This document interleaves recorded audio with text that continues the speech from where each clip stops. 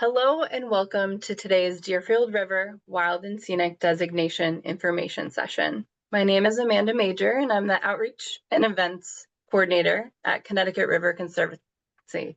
I'm excited to have all of you joining us today. During this session, we'll learn about Deerfield River Watershed Association's plan to seek out National Wild and Scenic River designation for the Deerfield River. We'll hear about DRWA's Wild and Scenic River Study and Management Plan and learn more about the Water Quality Monitoring Program as well. At the end of the session, we'll save some time for Q&A. We're delighted to have all of our speakers joining us to share their expertise, and I'll introduce them in just a moment. But before we get started, I want to share a few housekeeping reminders. First, please keep your mic on mute during the presentation so our speakers can be heard without distractions. We encourage your questions and ask you to type them into the chat box in the lower portion of your screen so that we can save some time at the end to answer as many as possible. And we're recording this session. We'll post it by the end of the day to our YouTube channel. Finally, I'll be sending out an email later today with a link to the recording, along with some resources from the speakers and other ways you can stay connected to this work. Awesome. So now I would love to welcome our speakers, Chris Curtis, Christina Rylands, and Ryan O'Donnell. There's a slide over here. Chris Curtis and Wayne. Chris Curtis is Vice President of Deerfield River Watershed Association. He's retired from a long career as Chief Planner with the Pioneer Valley Planning Commission, where he developed the plans for the first National Wild and Scenic River in Massachusetts, which is the Westfield River, the first National Scenic Byway in Massachusetts, the Connecticut River Byway, and for the New England Scenic Trail. He also secured over $20 million for the cleanup of the Connecticut River. Christina Rylands is our second speaker. Christina has been part of the Wild and Scenic River planning and stewardship work for the last 25 years, first working for the National Park Service on both the Merced and the Tuolumne rivers within Yosemite National Park, on the Virgin River in Zion, and as a former member of the Interagency Wild and Scenic Rivers Coordinating Council. Semi-retired, she currently serves the national parks through the Experienced Worker Program as a partnership specialist with the Rivers Trails Conservation Assistance and the Partnership Wild and Scenic Rivers programs. And our final speaker, Ryan O'Donnell. Ryan first joined the Connecticut River Conservancy team in 2013 as a lab tech in the Greenfield Water Quality Lab. He has coordinated volunteer water quality monitoring programs throughout the Connecticut River watershed since 2015. And Ryan founded the current Deerfield River Watershed Association's Water Quality Monitoring Program in 2017. He's especially focused on using volunteer monitoring programs to bridge knowledge gaps and build coalitions where watersheds cross political boundaries. Many, many thanks to Chris, Christina, and Ryan for joining us today. We are grateful to spend the next hour learning from all of you. So without further ado, I will hand it over to Chris. Let me just stop my share.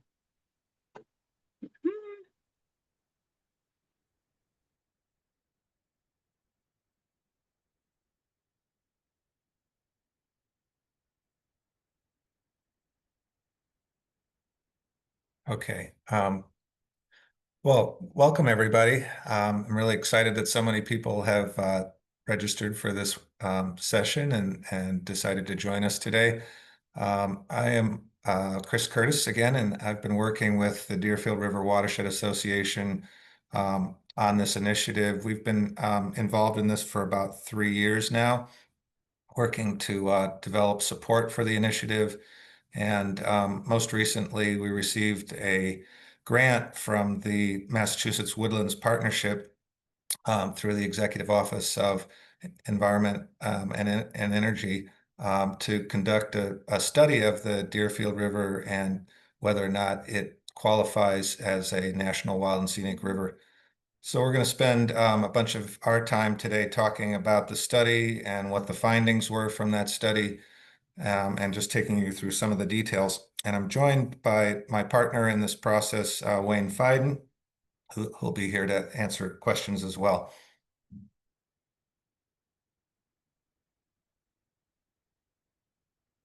So I'm going to talk about some of the key findings of the study. The Well, the study goes through kind of a detailed description of the approval process for National Wild and Scenic River. It focuses heavily on looking at what are the outstandingly remarkable values of the Deerfield River, those things that make it particularly special and unique. We also looked at the eligibility and classification of different segments of the river, and I'll talk in more detail about that. We looked at the suitability of the river to be designated, whether or not it has local protection and support.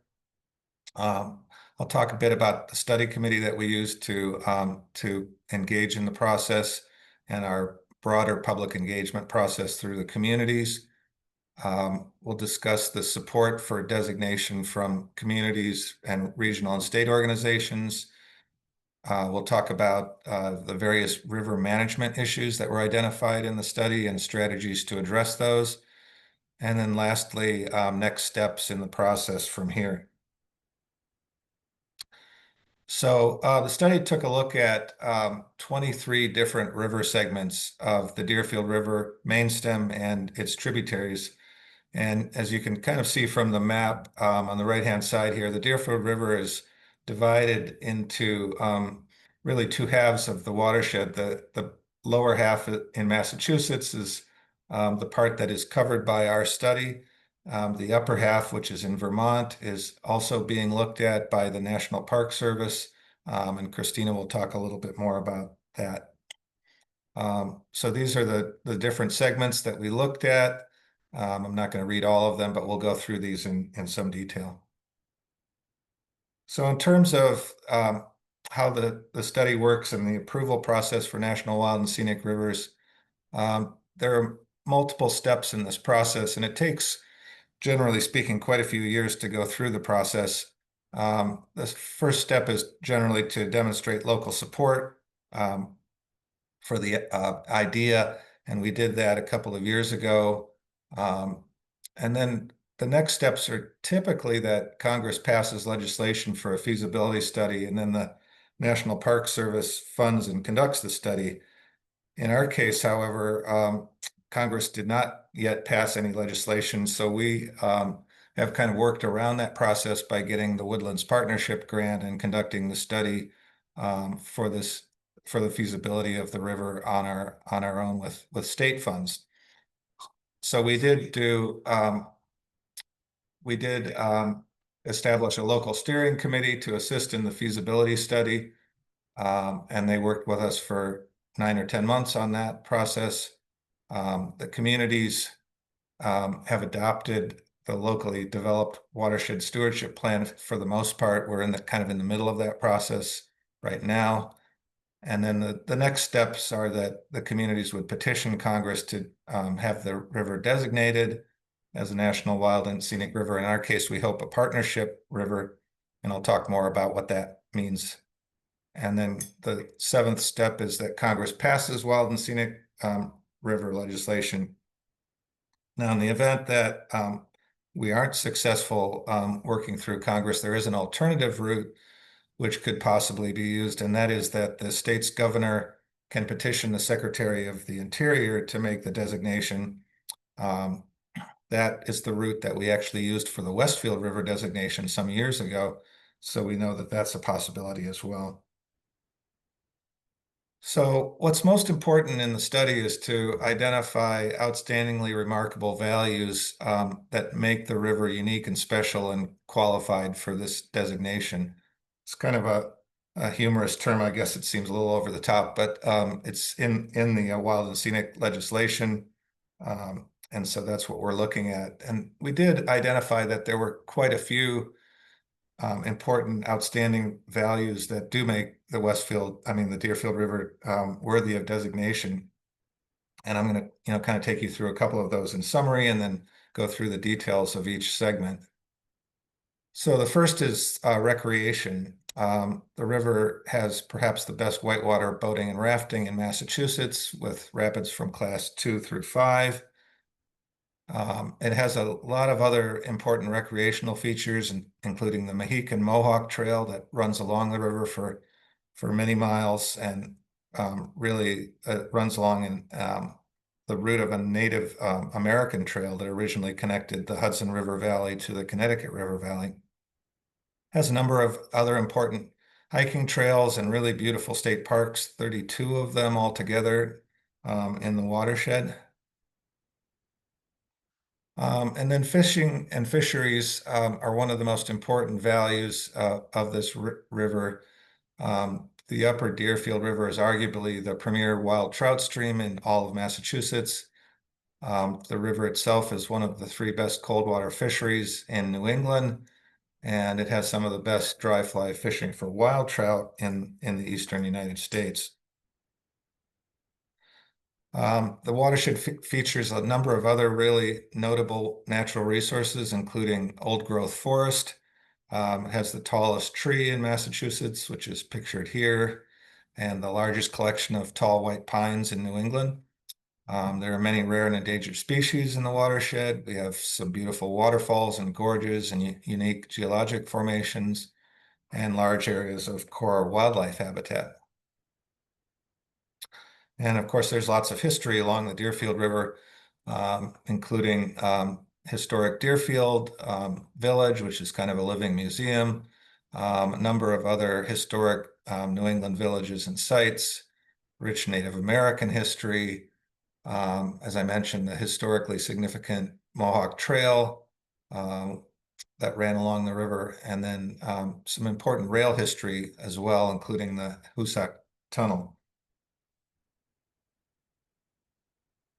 In addition to that, there was a National Rivers Inventory done for the entire United States some years ago, and multiple segments of the Deerfield River were identified as in this NRI as having outstandingly remarkable values and being eligible for National Wild and Scenic River designation. In addition to the main stem, there were several tributaries identified in that inventory, including the Cold River and Bog and Gulf Brooks, which are wild, free-flowing rivers. So our study took a look at all of the different segments of the main stem and a number of tributaries, 5 reaches of the main stem and 15 major tributaries. And we looked at whether they were eligible, and if so, what kind of classification they would have recommended for them under the Wild and Scenic Rivers Act. And that falls into either recreational, scenic, or wild classifications.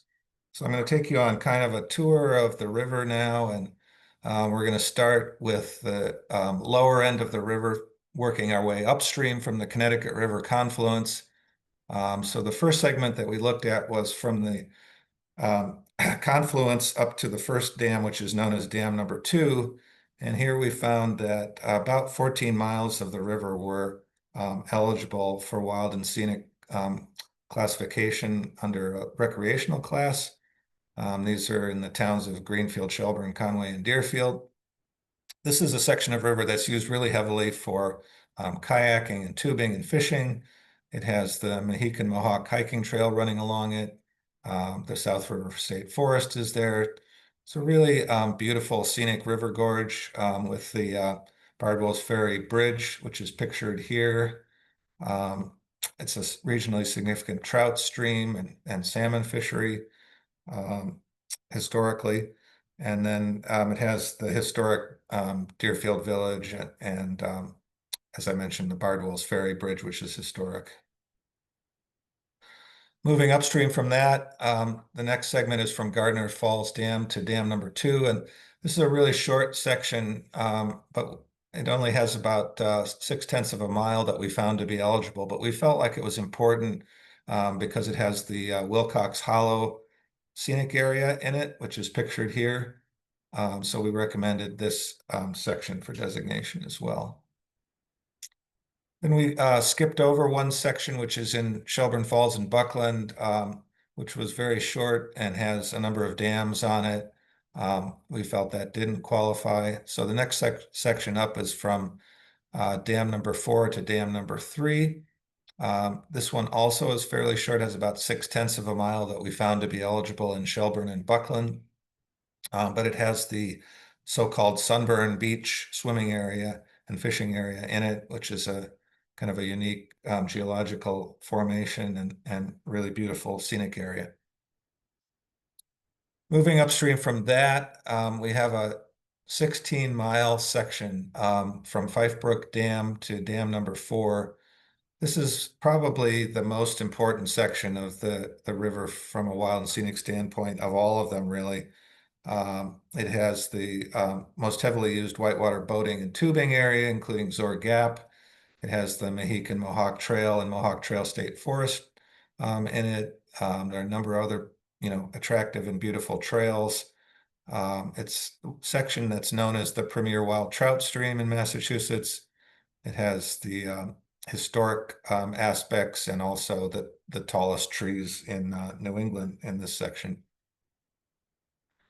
And then upstream from that, there's a section from dam number 5 to the Bear Swamp Fife Brook Dam that we found about 2 miles to be eligible.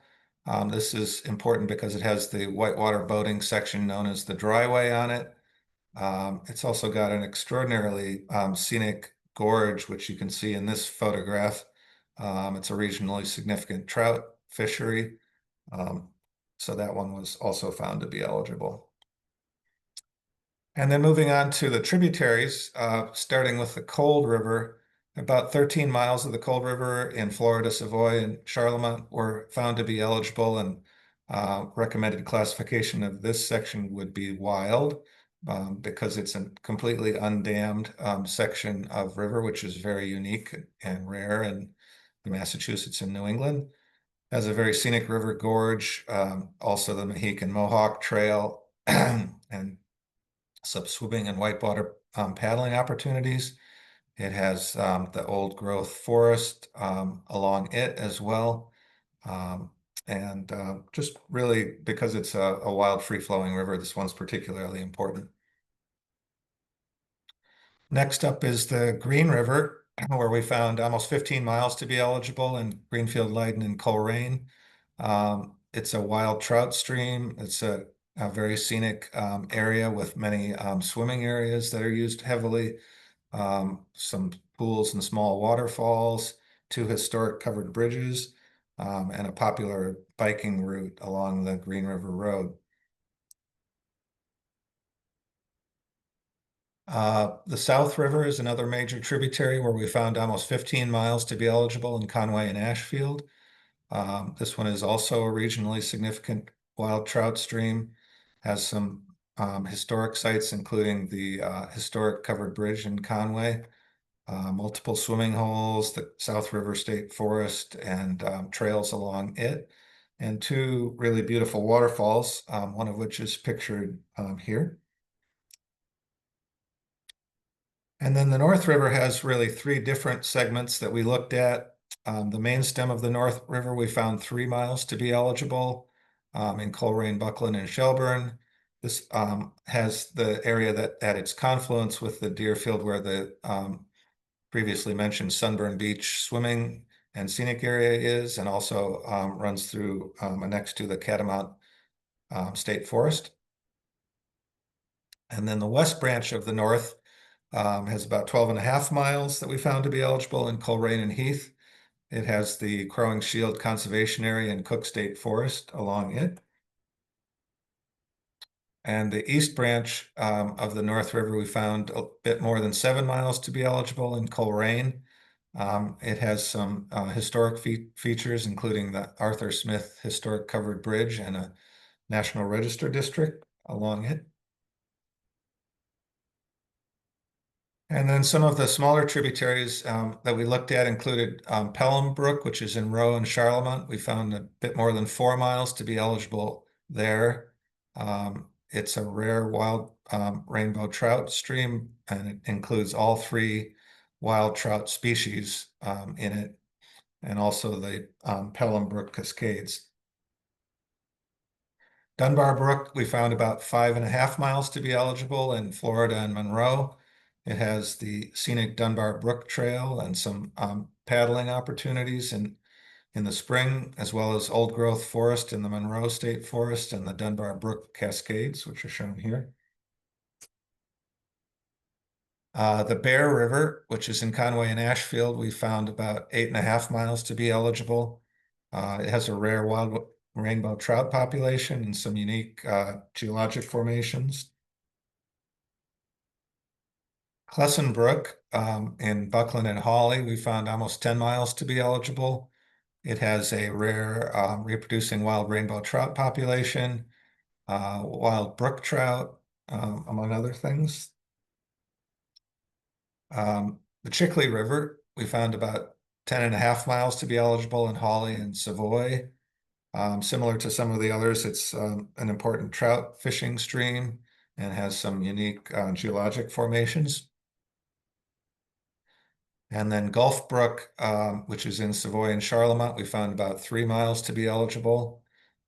This is one of the ones that is a wild, free-flowing stream that I mentioned earlier. It also has the beautiful Tannery Falls in its watershed, which are shown in this photo, and the Savoy Mountain State Forest with some old growth forest in it.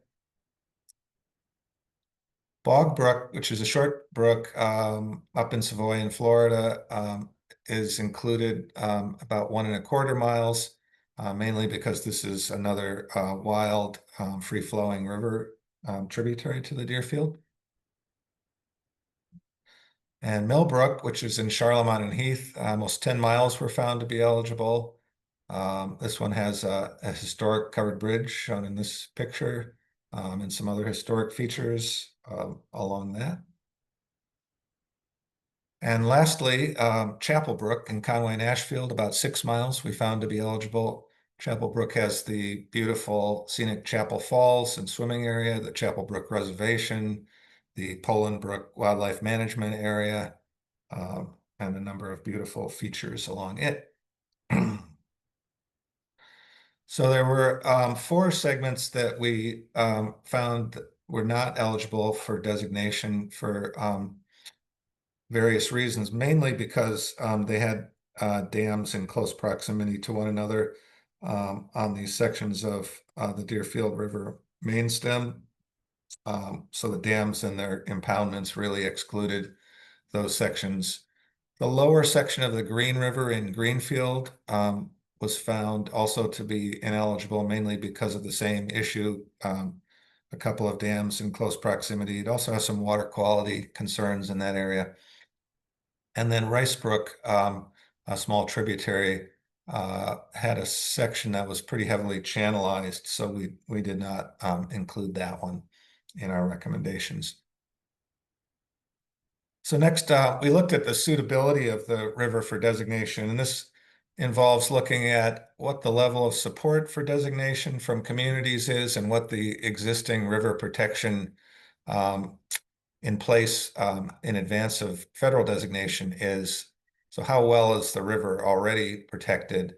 And so the study goes into this in a lot more detail, but we found that there was a good level of state protection through the Massachusetts Wetlands Protection Act and the River Protection Act. There's also a level of federal protection under the Clean Water Act and the National Environmental Protection Act. And also floodplains have a level of protection under the FEMA National Flood Insurance Program and the connected local floodplain bylaws. And in some cases, there are additional local zoning bylaws that provide a level of river protection. We assessed the level of support for designation, which is something we've been working to build for the last 3 years. And as you can see from this slide, we now have 14 towns in Massachusetts that have expressed support for the designation. You can see that list on the right-hand side here. And 12 regional, state, or business organizations that have expressed support. And some of those on the organization side are in Vermont, where we've also begun collecting support for the designation. So really broad level of support across communities and organizations. We've also been working for the past 3 years to build support through our members of Congress. And as you can see from this slide, all 7 members of Congress that represent the watershed in Massachusetts and Vermont have signed on in support of this designation. And in fact, for the past 3 years, we have had legislation filed in Congress seeking study funds for the river to get the process moving. And that has been sponsored with the lead Congress people being Congressman McGovern and Senator Ed Markey, but all of the congressional delegation has signed on to letters supporting this legislation. So the study also took a look at river management issues and some of the strategies that could be used to address those issues. And what we found, this was working, heavily with our advisory committee, was that the key issues were invasive plants along the river, particularly the problem of Japanese knotweed, which is an invasive that has really covered the banks of the river from almost end to end now. The lack of access points to the river and some of the trails. The river has extremely heavy recreational use in some sections, and there's a lack of management or river rangers to help deal with that. There's been problems with debris and dumping along the river. There are a few water quality hotspots, mostly in the lower section of the Green River in Greenfield, and then increasing riverfront development pressures. So the study also identifies strategies to address all of these issues. And again, it goes into a lot more detail than we can cover here, but just to briefly summarize, some of the local strategies that we recommended were river protection zoning bylaws, perhaps increasing the coverage or extent of the floodplain zoning bylaws and local wetlands bylaws or ordinances.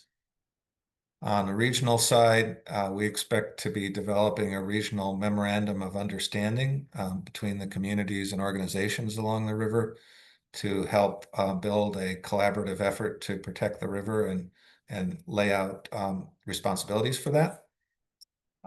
River cleanup days, which are already being sponsored by DRWA and CRC. One is coming up at the end of this month.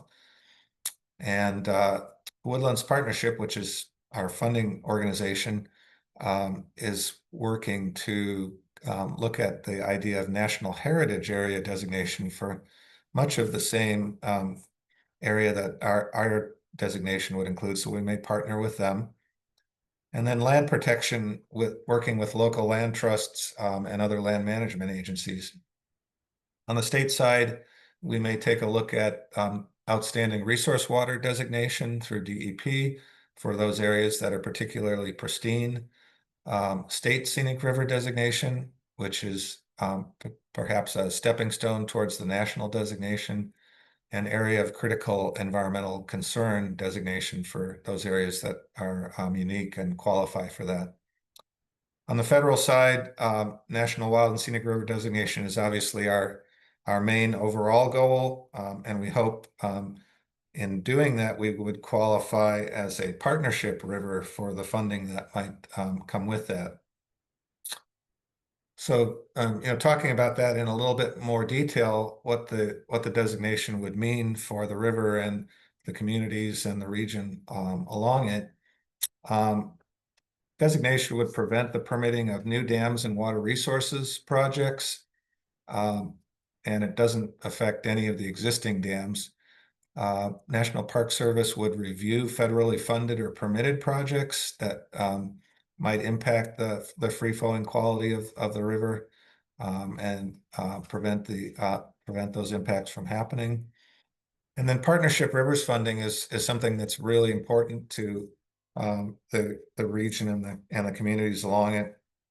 That comes to rivers that qualify as partnership rivers. Most of them are in the eastern United States, and the National Park Service provides on average about $210,000 per year, which is locally managed, usually by a Wild and Scenic Committee. The Westfield River has been receiving this funding for some time now. And they've been doing projects like funding trails and river access and water quality improvements. It could also be used for things like river rangers or land protection. And designation can also promote economic development through increased tourism in some of these communities, and generally a recognition that their overall values of the river are important and special. I mentioned we had a study committee involved in this process and a public engagement process, and I just briefly want to talk about that. The study committee met roughly 7 times. We had 15 members of the committee, and they guided the study. We have been outreaching to communities since 2022 on this process, and have gotten, as I mentioned before, 14 communities and 12 organizations to support it. So we have done quite a bit of outreach, and we're continuing that process with communities now, meeting with select boards and mayors to seek endorsements of the study, and we're well along in that process as well. So lastly, I want to just talk about the next steps in the process towards designation. We have kind of covered the first 2 bullets on this slide. We've integrated the comments that we've gotten and finalized the study, and the advisory committee has voted to accept the study and recommend designation. We're in the process of the community meetings to seek formal approval of the study and designation endorsement. We've gotten a number of those already, and we'll finish that process by the end of September. And next steps after that would be to work with Congress on the Wild and Scenic Designation itself, work with the state on state scenic river designation, continue to work with our advisory committee on implementing strategies, and continue to work with the Vermont Watershed and the National Park Service on the reconnaissance study there, which you'll be hearing about in just a second.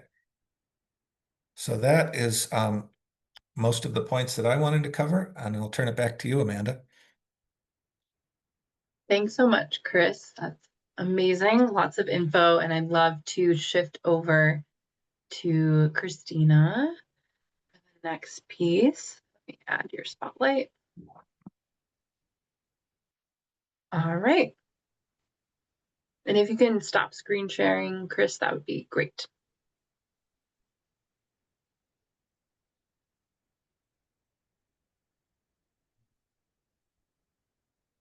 Hi, everybody. My name is Christina Rylance. Thank you so much for inviting me to be a part of this presentation today.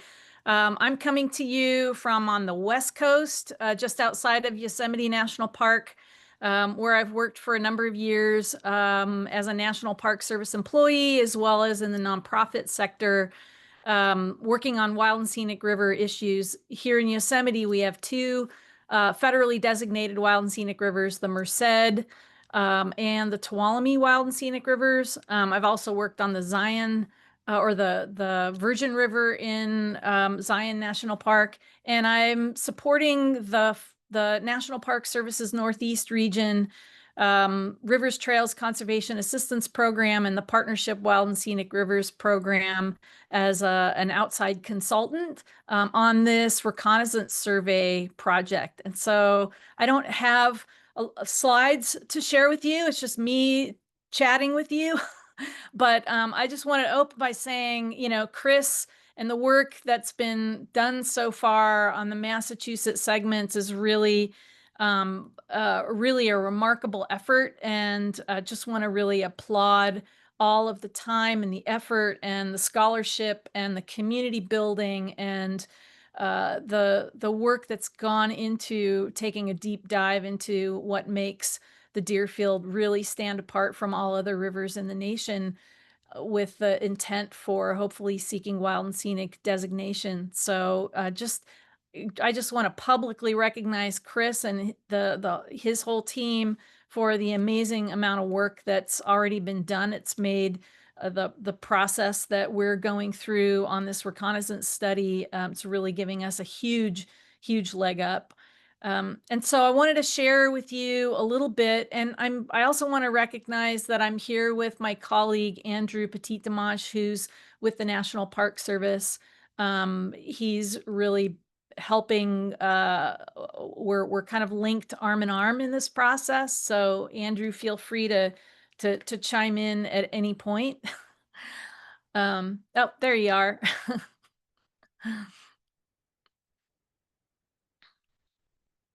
Great. So the reconnaissance survey process was initially, oh, and Amanda's pointing out, feel free to ask questions in the chat. I'm happy to answer any questions. I've got about, I don't know, a little less than 10 minutes to share with you where things are, and I'm very interested in your comments or questions. So the National Park Service, as Chris pointed to earlier, was really kicked off. The process that got kicked off with this reconnaissance survey was a letter from Senator Markey and Representative McGovern and a number of other congressional representatives, really in support of essentially ask the National Park Service, we really feel that the Deerfield and these other potential tributaries have a lot of potential for wild and scenic designation, and we are making a formal request to the National Park Service to embark on a reconnaissance survey process. Now, this is really a standalone process. It's very different from the process that Chris is pointing out. While there are a lot of common elements, the reconnaissance survey process with the National Park Service is really a non-binding process that takes a look at preliminary resource assessment for the likelihood of a river or a resource to have potential for federal protection and designation. In this case, this is a wild and scenic designation. And so what we've been doing is looking at portions of the river and its tributaries for primarily those aspects that qualify it for wild and scenic designation. And so those characteristics are, we take a hard look at the free-flowing condition of the river. So in order to be federally designated, there has to be a level of free-flowing condition, and the presence of at least one, as Chris pointed out, very long superlative language, at least one outstandingly remarkable value. And those outstandingly remarkable values are defined. There's a body known as the Interagency Wild and Scenic Rivers Coordinating Council that's made up of all of the federal agencies that have that oversee wild and scenic rivers. It's the National Park Service, the Forest Service, Bureau of Land Management, U.S. Fish and Wildlife. I'm sure I'm leaving some out, but it's a council of folks that provide a lot of guidance for all federally designated rivers. And their guidance related to these outstandingly remarkable values is really a two-pronged criteria. One, is the value river related or river dependent? And that means, does it owe its existence to the river? And so we're looking at, for both the Massachusetts side and the Vermont side, we're really looking at trying to affirm or reaffirm or identify what are those values that owe their existence to the river. The second prong of that criteria is, and they have to be rare, unique, or exemplary in a regional or national context. So what that means is it's taking a look at the different outstandingly remarkable values, or those potential values for, what is unique about this? And you heard some of that language from Chris. It's those superlative qualifications, those superlative characteristics that make this activity or this resource stand apart from all others in the region or in the nation. So the really unique, rare, recreational opportunities that Chris pointed out, or this is the best trout fishery in all of New England, or those kind of characteristics that really make the river segment or those values stand apart from all others in the nation. So what we're doing right now is going through, with Chris's help, really identifying and affirming or reaffirming the work that's been done on the Massachusetts side in terms of, all right, do these really meet the criteria for an outstanding and remarkable value? Or, are they special or are they outstandingly remarkable? It really has to meet that threshold of being rare, unique, or exemplary to qualify as an outstandingly remarkable value. So we're doing that for the Massachusetts side, and we're also working on that. The Vermont side is not as far along as the work that Chris and company have been doing, and so we've been reaching out with a lot of community help to find the people to essentially go through this process of identifying those outstandingly remarkable values for the river and the tributaries on the Vermont side of things. We're also talking with folks about free-flowing condition and consulting with our own National Park Service team in our hydro group to really look at the places where there are impoundments, dams, to determine what level the free-flowing condition of the various river segments and the tributaries possess. Because being able to have that free-flowing condition is really key in terms of determining the eligibility for a wild and scenic river designation. So we started this process in the late spring, and we have a timeline of really trying to wrap up this survey in October.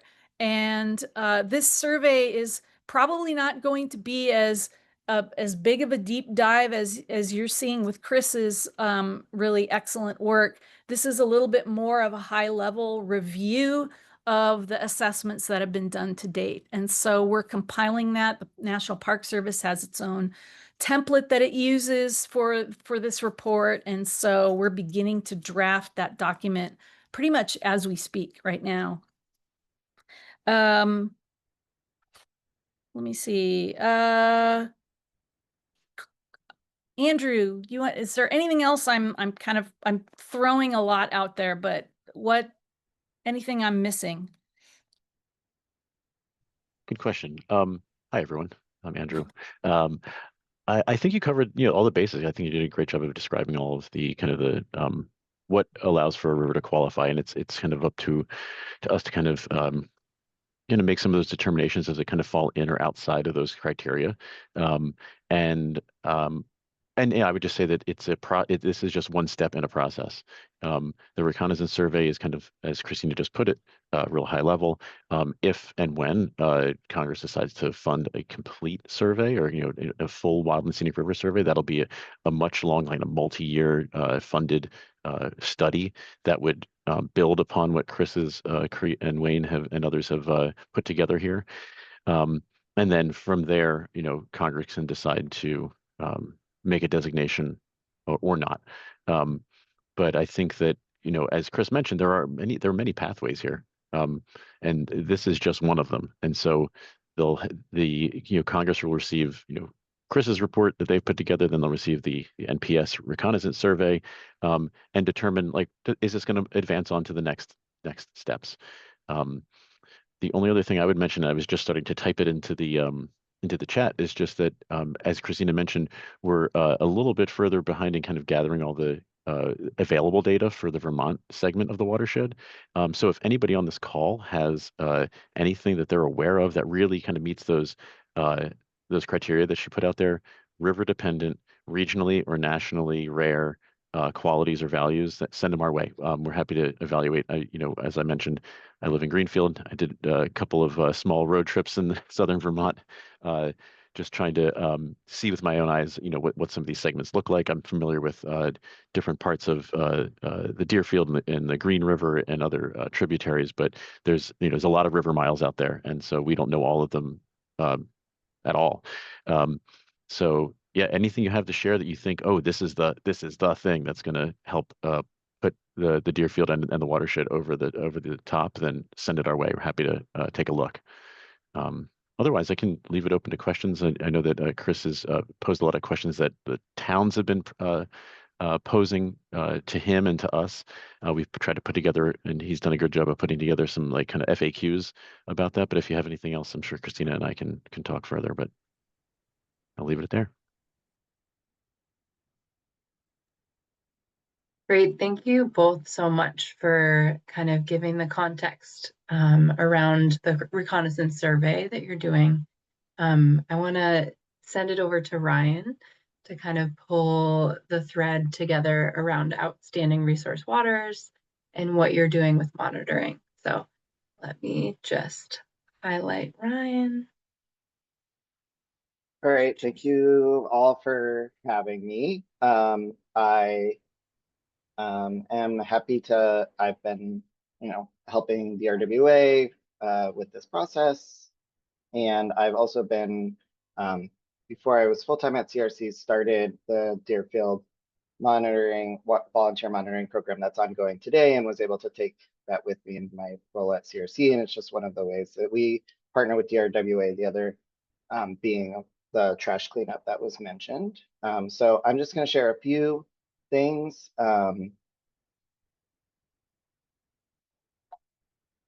And I'll be quick, I promise.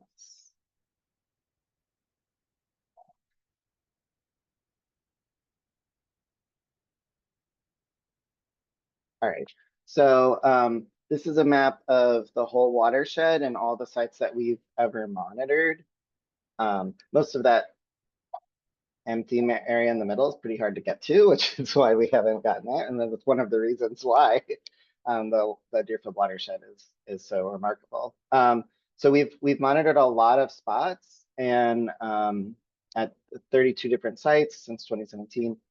Our main monitoring at CRC is for E. coli bacteria, which is used to assess recreation suitability.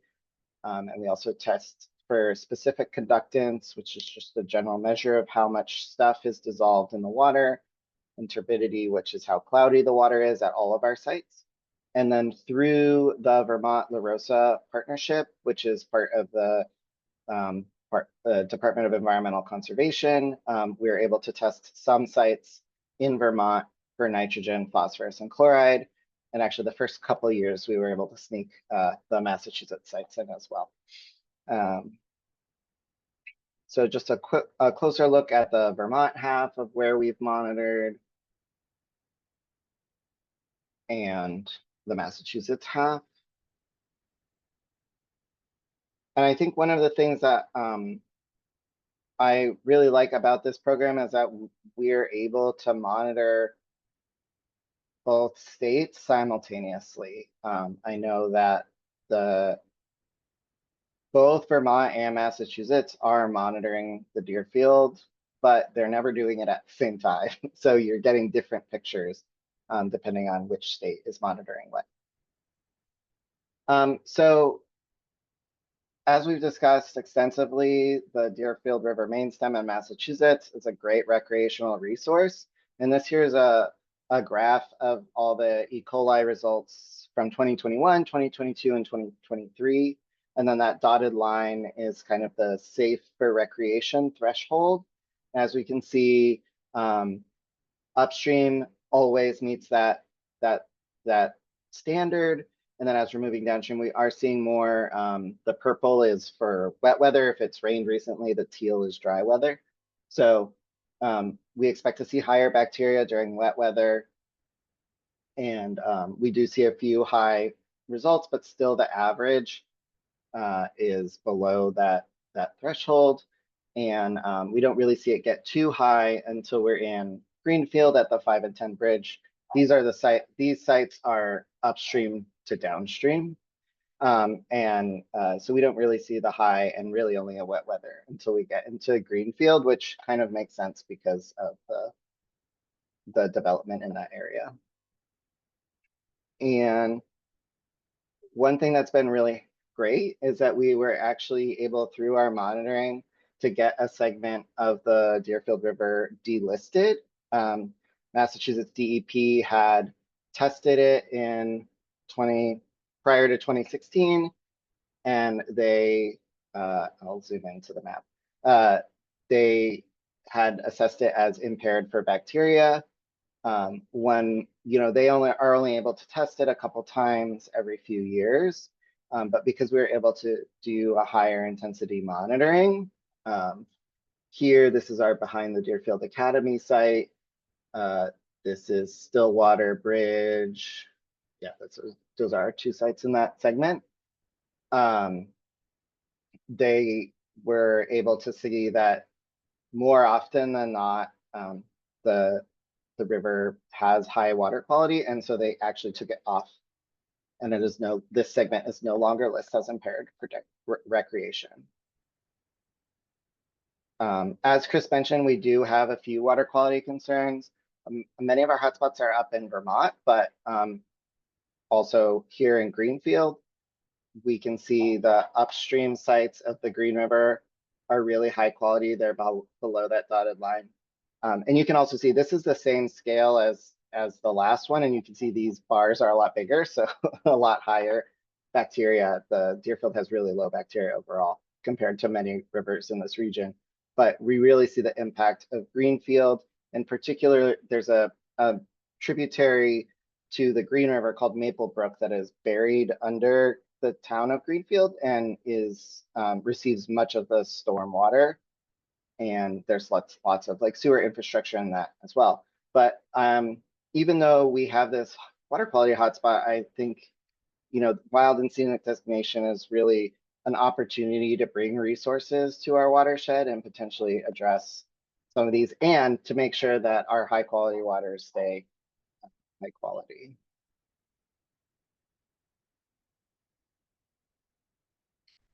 So that's my very brief water quality summary, and I will have Amanda send out a link to our full report from last year. Awesome. Thank you all so much for all the information you just shared. What a huge wealth to process and sit with. So thank you. I'm going to start going through the questions in the chat. The first comment that we received from Andrew, which I really appreciate. Perhaps I missed it, but I haven't heard you mention the Algonquin name of this river, Pecumtuck or Pecumtuck, meaning swift, shallow, and sandy river. And we were kind of going back a little bit about resources, and I will share this resource in the follow-up email. Andrew, did you have anything to add to that? Would you like to unmute? I appreciate this project very much, and I'm fully supportive. So this is not meant as a detraction at all, more of an enhancement. There are people in the area who have a very acute sensibility of the life before colonization and the significance of rivers. David Brule, for example, president of the Nolembika Project, speaks about the riverine people here having a river address. So you have names like Pecumtuck or Nonotuck. Nonotuck referring to the midpoint of the Long River, named Connecticut River, and so on. So what I put in the chat about the name of what's called the Deerfield River comes directly from Dr. Marge Bruchak, and she would be an excellent consultant for that part of the reporting. While I have my mic open, Ryan, I like to swim in the rivers, and I'm wondering if your reports, like I like to swim at the Deerfield by the bridge. Is there a place I could look for the bacterial count or the E. coli count in real time? You really queued me up, because last week we actually released the new version of our Is It Clean website. There's still some it's brand new, and there's still some things that aren't quite connected, so there's data missing. But it's at www.isitclean.us, and it's a greatly updated version of our old Is It Clean website, much more mobile friendly, and includes the map is based on monitoring trends at each site and recent weather, which helps people interpret past results to help them make better decisions while recreating.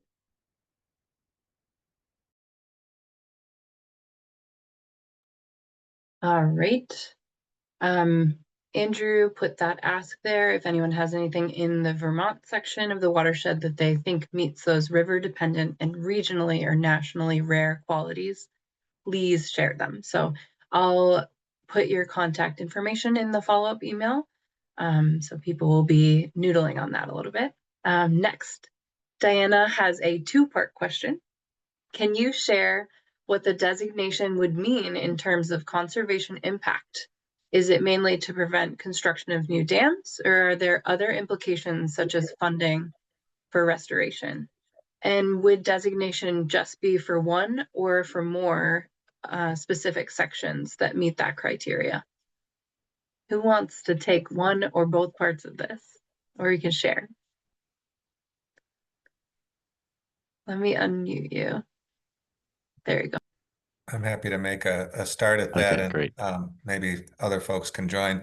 From our perspective, the designation, I think I had a slide about this, provides kind of the dual benefits of preventing degradation of the Deerfield River's free-flowing condition or outstanding values by preventing new federally permitted water resource projects like dams. But an equally important component of that is the Partnership Rivers funding, which, as I mentioned, is on the order of $210,000 per year for those rivers that get that designation, which would be funds that would become available to the local and regional communities to do projects to enhance the river and river access. Those are, sort of equal important goals for our initiative. I can add on to that a little bit too. I would to answer the other part of that question. Yeah, the funds can be used going towards restoration. A lot of the Wild and Scenic committees utilize that for bank stabilization using kind of natural methods. And avoiding things like riprap and hardened surfaces, reestablishing native plant communities. And for example, the nearest Wild and Scenic River that's been designated to you all is the Westfield, and that committee apportions a large chunk of its budget now annually to support local towns in improving aquatic connectivity, so replacing culverts and bridges that are either undersized or have collapsed, which has kind of multiple layers of benefit for the both the river and the community, in that it's great habitat improvement, and it also often is a safety issue for some of this aged infrastructure that's either isn't functioning as it should based upon the higher amounts of precipitation we're getting, and the funding that the Wild and Scenic Committee provides with them, as well as some kind of grant writing support, oftentimes allows for those towns to be more competitive when going for DER funding or other federal grants. And then the other piece of that question was designation around one or more segments. Yeah, it depends on how kind of Congress moves forward with this. There are some rivers that are just one contiguous segment, and there are others that are kind of broken up. They might have a dam, and they typically the impoundment behind it is excluded, and some distance, typically at least a quarter mile downstream, is excluded, but then the segments above and below that are included. So it could happen a lot of different ways. There's some river systems that designate the entire watershed. The Woodpawcatuck River system in Rhode Island, as well as the White Clay Creek down in Pennsylvania and Delaware. They are both entire watershed designations. Versus, the Farmington, for instance, has two separate designations on it for small segments. So it could go a few different ways, depend on how the team that Chris puts together proposes it to Congress when they write the legislation.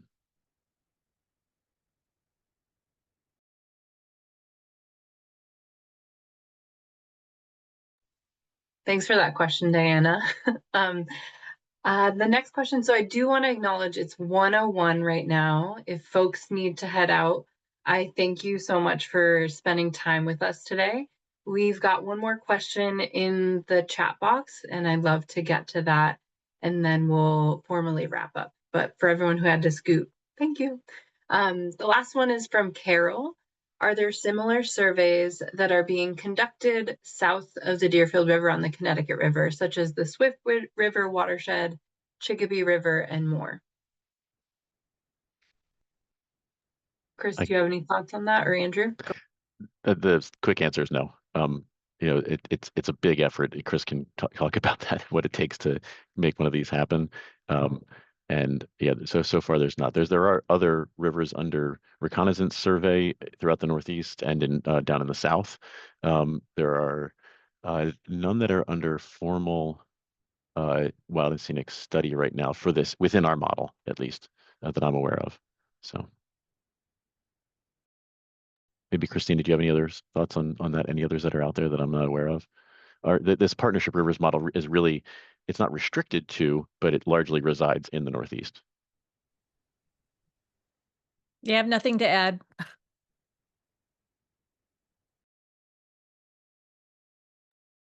Anything for you, Chris? I think you're on mute.